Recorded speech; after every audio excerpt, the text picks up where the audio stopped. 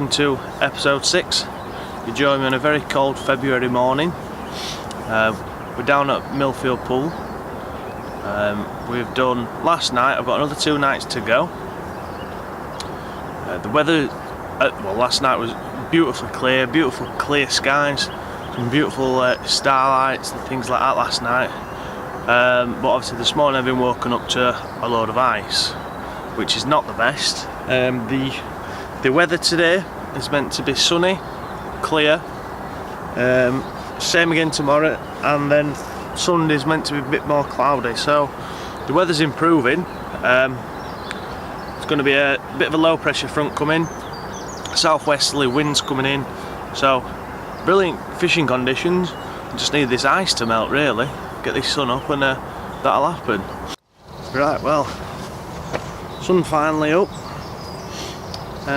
The ice is slowly starting to melt. I can see it drawing back as we speak, which is good. I think once the ice fully melts I might put out a zig,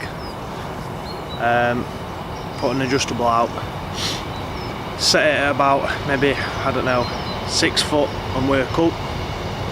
Try something like that. We've obviously been cold last night. They normally find the fact after, I think it's about after 13 foot, the water temperature stays the same, so it's always the same temperature after that in that thermal layer. It's normally the coldest part of the lake as well, so I might start at about 6 foot off the bottom and slowly work my way back up to probably about 2 foot under surface. We're going to have sun all day, so I think the fact that if that's the case, obviously the top layers of the water are going to warm up a hell of a lot quicker.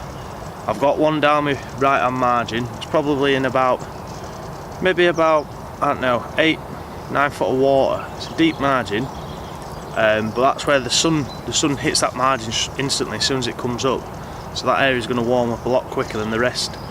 So that's where I'm leaving my right hand rod. The middle rod's probably going to go on the zig. In front of me I do have a bar. It doesn't really do many fish in all honesty.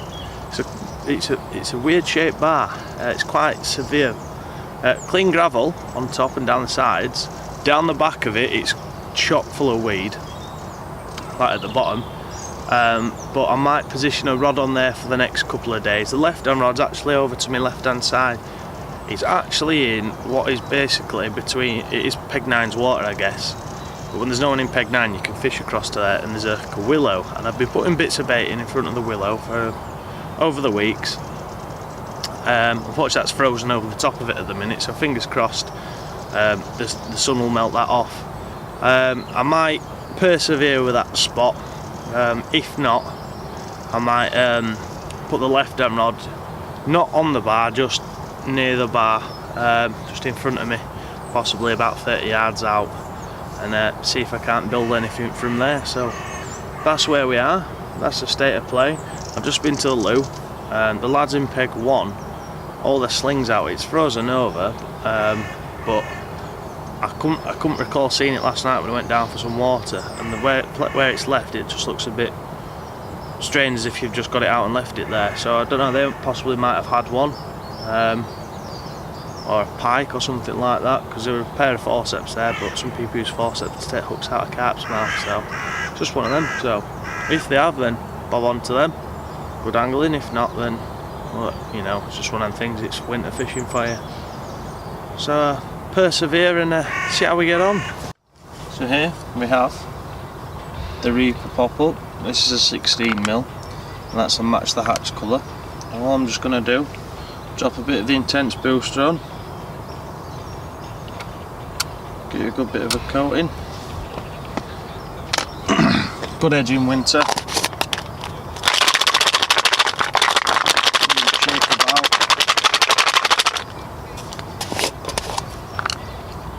Lovely and coated in the Reaper juice. Smell absolutely perfect. Reapers are basically a big fish bait. It's a heavy fish meal. I've not really smelled anything like the Reaper before, in all honesty. It really does get to the back of your nose when you smell it. Like I say, I had the big one out of here with it. Really got a lot of confidence in the Reaper. recommend it for the spring. So yeah, give the Reaper a go.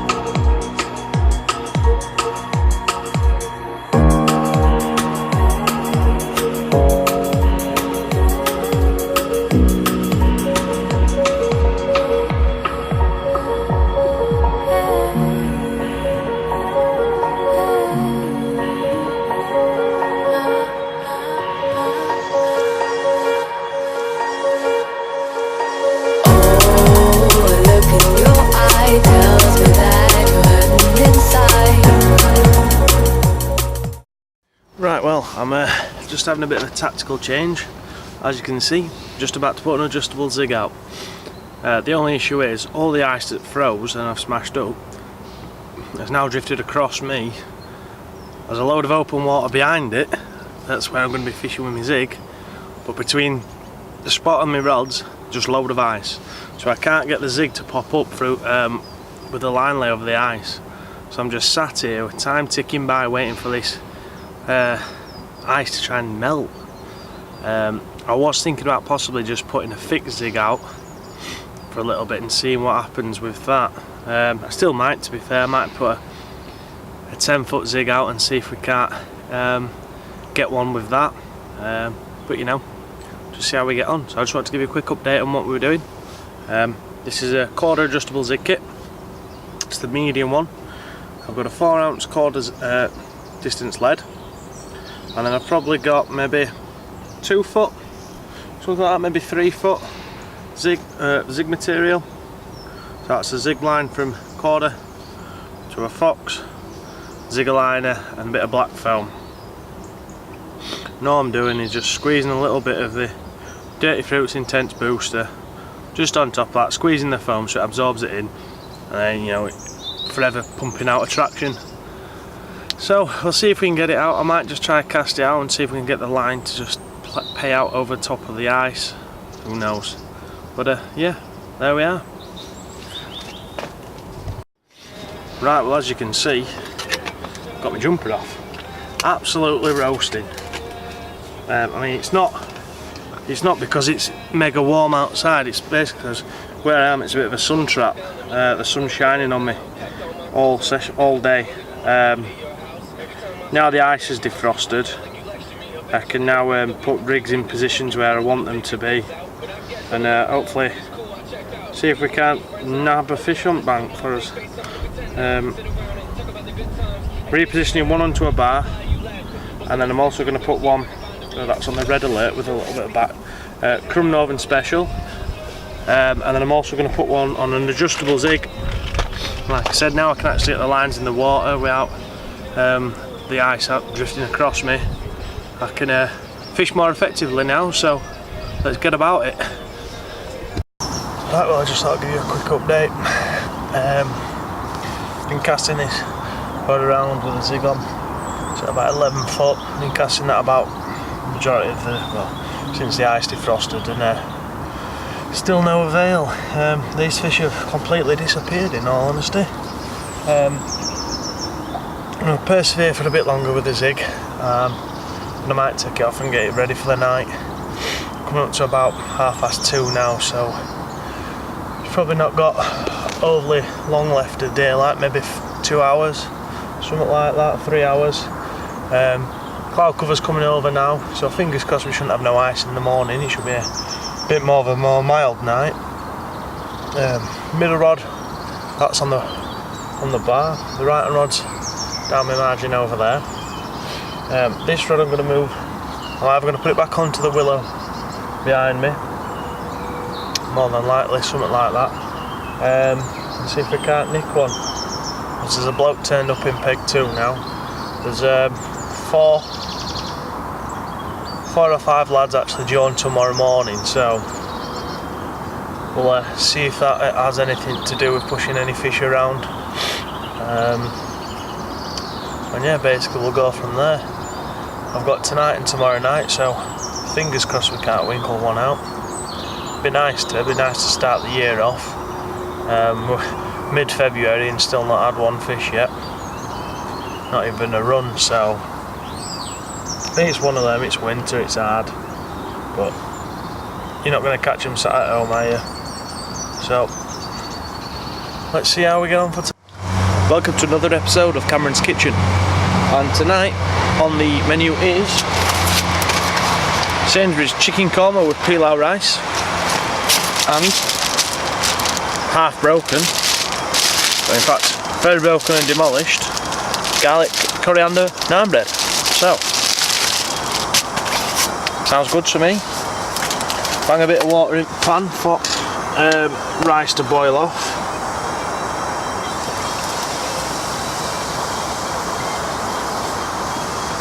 Always helps when you cook, if you cooked on a slant like I am, it's like that. So brilliant, water's all at one end, but you know, it happens. Bang me rice in, so I didn't really eat anything last night in all honesty. After getting set up and everything, I just really didn't fancy eating. Not the best idea, really, because I woke up this morning at about 4 o'clock, absolutely starving.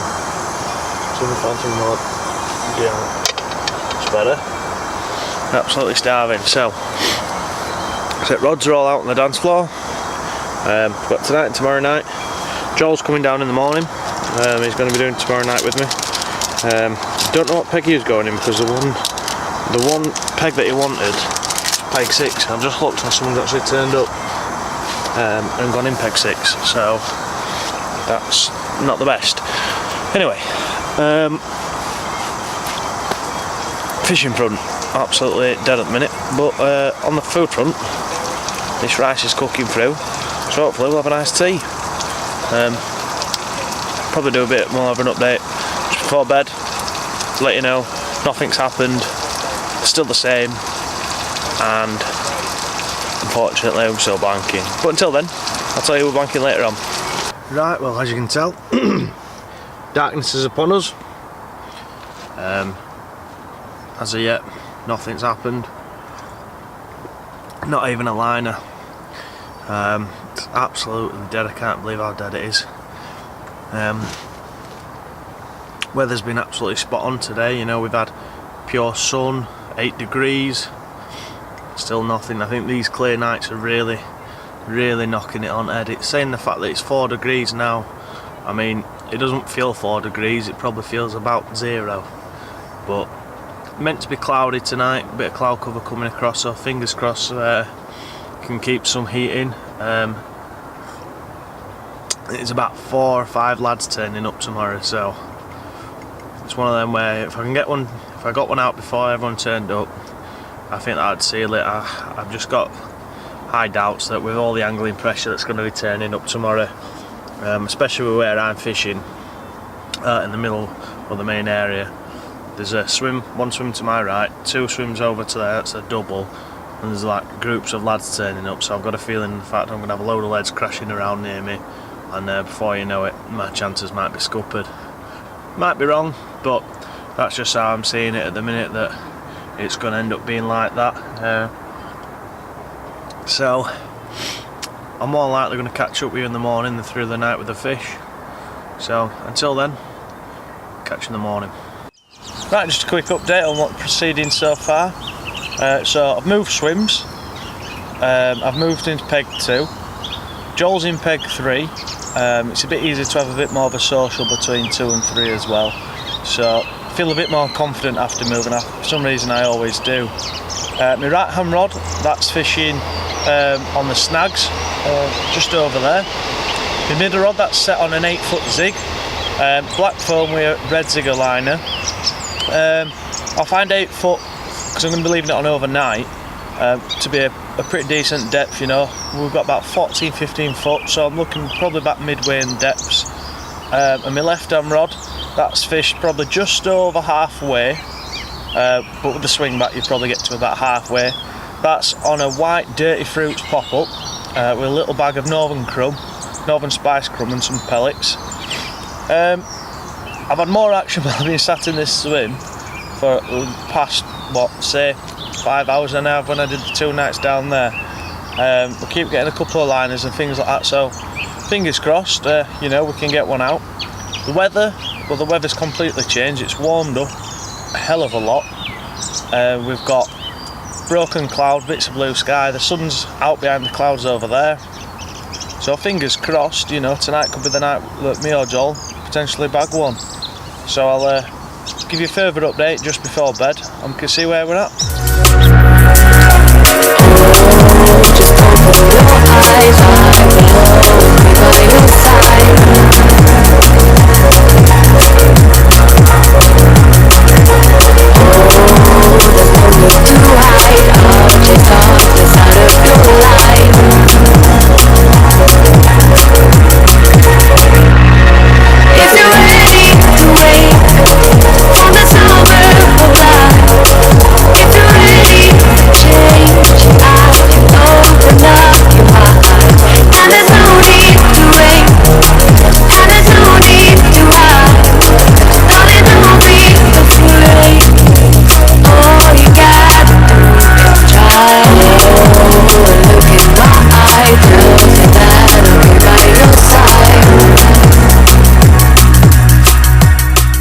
So I've decided to change to a hinge stiff rig. I've just made that up of some N-trap semi-stiff, £20, only a short piece. Going down to some £15 mouth trap, size 8 choddy, and then just a little 12mm signature. Plenty of movement there.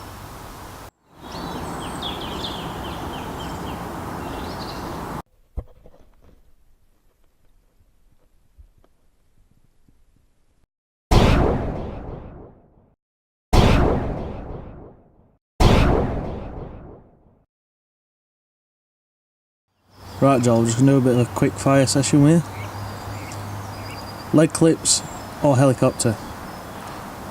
Lead clip. Cork handles or Duplon? Oh, well, cork definitely. Folding handles or normal handle? Folding, soon to be. Don't tell our lass. Mono or braid? Mono. Pop-ups or bottom baits? Definitely pop-ups. Intimate waters or big pits? Oh, big pits. Big hooks or as little as you can get away with? Definitely little as I can get away with. Big leads or little leads? Tiny. Particle or boilie? Boilie. Brolly or bivvy? Brolly. Brunette or blonde? Crikey Moses. Brunette. Coated braid or normal braid? Normal. Zigs or bottom baits? Zigs.